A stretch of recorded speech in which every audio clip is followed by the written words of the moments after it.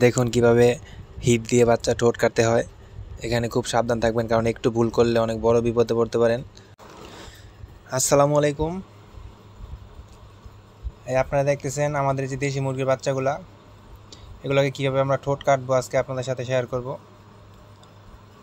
খাঁচায় বা আটকে দেশি মুরগি পাললে ঠোঁট কাটাটা জরুরি, নাহলে তারা খুব মারামারি করে, একটা আরেকটার পশম ছিলে ফেলে, দেখা যায় রক্ত বের করে ফেলে। এই জন্য মুরগি বাচ্চা আটকে পারলে আবদ্ধ অবস্থায় তাদের ঠোঁট কাটাটা খুবই জরুরি। তা আমাদের বাচ্চাগুলো 1 মাস হয়ে গেছে, আমরা এখনও ঠোঁটে কাটি নাই। তো আমরা আজকে এগুলো ঠোঁট কাটবো। মাশাআল্লাহ 1 মাসে আমাদের বাচ্চাগুলোর গ্রোথ খুবই ভালো। আমাদের এখানে 50টার মতো বাচ্চা আছে। কতগুলার বয়স 1 মাস প্লাস, প্রায় 1.5 মাসের মতো, আর কতগুলার বয়স 1 মাস, আর 10টার মতো আছে ওগুলা 14-15 দিন বয়স। তা আমরা এগুলাকে এখন সবগুলাকে ছেঁকা দিব। এগুলো তো ছাড়া আছে, এগুলা কিছুক্ষণ পর দিব। যেগুলো আটকানো আছে ওগুলাকে আগে ছোট ছেঁকা দিব।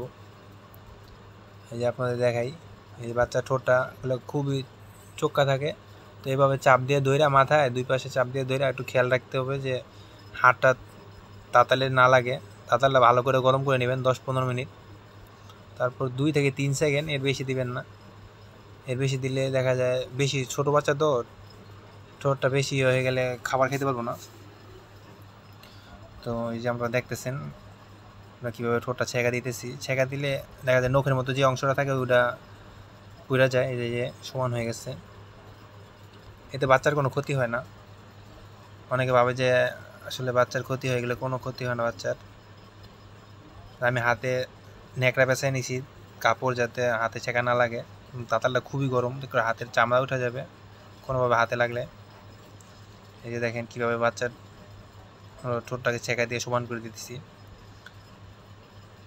ছেঁকানোর সময় খেয়াল রাখবেন যাতে বেশি সময় না হয়, সর্বোচ্চ 4 থেকে 5 সেকেন্ড সর্বোচ্চ, এর বেশি রাখবেন না। 4-5 সেকেন্ড লাগে না, 2-3 সেকেন্ডে হয়ে যায়।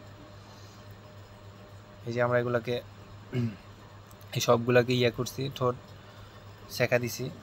এখন ঠোঁটগুলো ছোট হয়ে যায়, দেখতেছি যে খাবার খাইতেছে কইটা কইটা। তো আমি একটা করছি যে পানিটাতে খাবার যে স্লাইন আছে, ওর স্লাইন দিয়ে দিছি 1/2 লিটার পানিতে একটা স্লাইন। আর রাত্রেবেলা একটু নাপা দিয়ে দিব, নাপা সিরাপ।